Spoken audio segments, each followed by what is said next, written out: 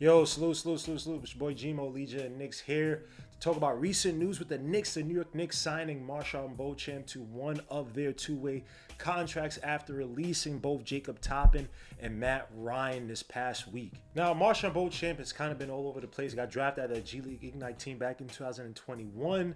Played alongside guys like Jaden Hardy, I think Michael Foster. Also played alongside Scoot Henderson, I believe his first year there, but he kind of had I don't want to say like a weird time there. He was kind of like a third player on those G League Ignite teams. Obviously Jaden Hardy took the bulk of points and action on the team. He did average 15.1 points a game, 7.3 rebounds, 2.3 assists. I remember watching him back then and thought he was a solid athlete. Not really crazy explosive, 6'7", but could use his wingspan to kind of defend. Had a decent, okay, attacking type of closeout game. But unfortunately, got drafted by the Bucks first round to 24th pick, I believe. And things just haven't really worked out. He got traded to the Clippers in that whole trade for like Kevin Porter Jr. And then when he was with the Clippers, he got released. So unfortunately, he's really kind of been. And he got waived by the Clippers for another G League player in Jordan Miller. So unfortunately, he just really hasn't been able to find a home. This season, he's been all over the place this season. But this season with the two teams he's played with, he is averaging 2.2 points, 1.2 rebounds, 0.3 assists. Shooting 40% from the field, 37.5% from 3.8 attempts a game. If you take it for what it's worth. So again, he'd probably be some type of fodder. It'd be interesting to see if he could show some defensive chops. Something I thought he'd probably show from college, and be able to spell some minutes for some of these players. Now, granted, he's probably behind guys like Pokome Dadier. If he isn't, then that's an issue. Pokome Dadier, that's a topic for another day. But again, MarJon Beauchamp be one of the guys signed to the two-way contract, and I believe the Knicks have until Tuesday to sign to fill the other two-way contract. And now, also another unfortunate thing is that you can't put two-way players on the NBA roster or on the playoff roster. Again, the playoff roster is 15. You can't put the two-way players on the roster, unfortunately. Now you can sign him to a standard NBA contract afterwards, but for right now, again, MarJon Beauchamp will not be eligible for the playoffs. But that doesn't mean that he can't still be used to help the playoff team. Obviously, spelling players for this team where you have Mikal Bridges, who's again top of the league or close to the top of the league in terms of minutes played. Guys like OG Anunoby coming back from a foot injury, and so again, Tom Thibodeau plays these tight rotations.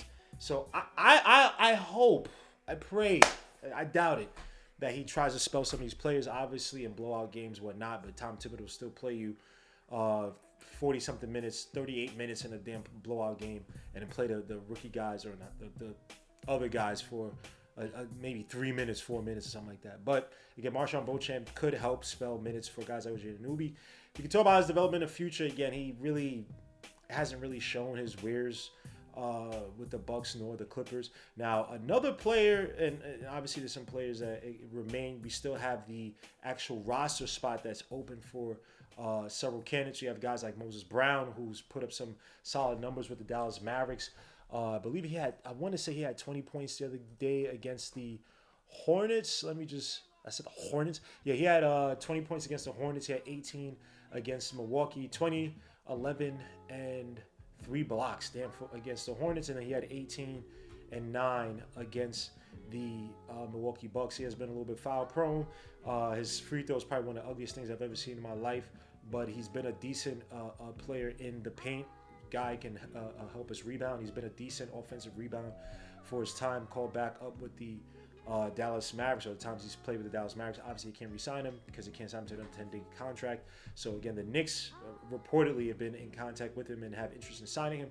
You also have Chuma Okeke, who's played out in the G League, a defensive wing. He's not really been a good outside shooter with the Magic when he's been with the up in the NBA leagues, but a guy who can also, again, provide us some defense, come off the bench, be a hustle guy.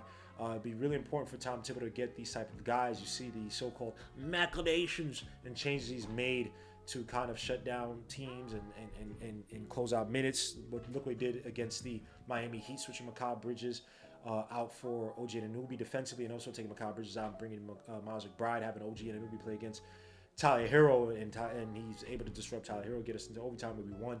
So it'll be interesting to see if Tom Thibodeau starts to tap into some of these guys at the end of the bench to utilize defensively to spell some minutes. And again, we also have guys like TJ Warren can also be considered for that 15 roster spot. Now, interesting is that, and I talked about this with my brother Darcy yesterday, you could have Moses Brown at 2-way contract. He comes and plays some major minutes, spells Mitchell Robinson, allows Mitch Robinson to naturally come back a little bit more slowly than need be, and then Mitch Robinson be more healthier for the playoffs. Moses Brown doesn't stay on for the playoff roster, but you have a healthier Mitchell Robinson, and you hope that production, maybe you say you get 70% of Mitch Robinson's rebound production, you get a little bit more on the scoring end with Moses Brown around the paint. That could definitely be a strategy Knicks could use. You could also go the other route and sign him to that contract. You can also sign TJ Warren to the contract, the 15th roster spot that's available, because, again, we need some scoring off the bench. How you mix and match Josh Hart come off the bench or playing more with the bench units, having TJ Warren there to kind of be the recipient of these passes, kind of basically play the Dante DiVincenzo role they did last year, even though Dante was starting last year. But just having a TJ Warren on the team, scoring-wise, could speak some volumes for a unit that is kind of pressing at times against some of these, against some of the lesser teams that are going to be in the play or not even going to make the playoffs. We've been struggling to get some execution on the scoring, and especially when Jalen Brunson's out. So, again, the offense away from Jalen Brunson is probably really important to build upon before we get in the playoffs. And some other candidates out there, PJ Tucker, even though PJ Tucker's been rubbing teams the wrong way, it seems like. I think he's 39 years old. He's on the older end. So people talk about his veteran presence, but he doesn't really seem to be a positive influence or that much of a positive influence in certain locker rooms.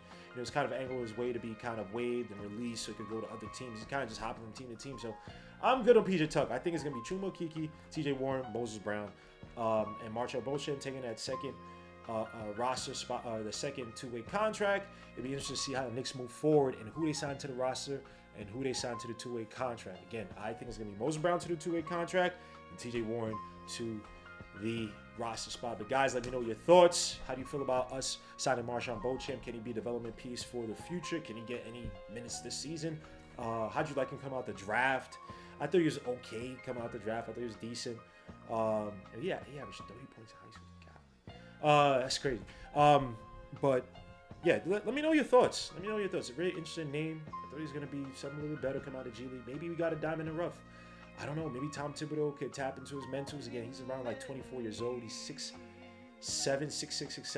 So it's definitely ideal size for what Tom Thibodeau likes in his so-called defensive guard / wings. But he's going to crack anytime this season. We'll see. But let me know your thoughts in the comment section. It's your boy G Legion Knicks. I'll see you guys on the next one. Peace.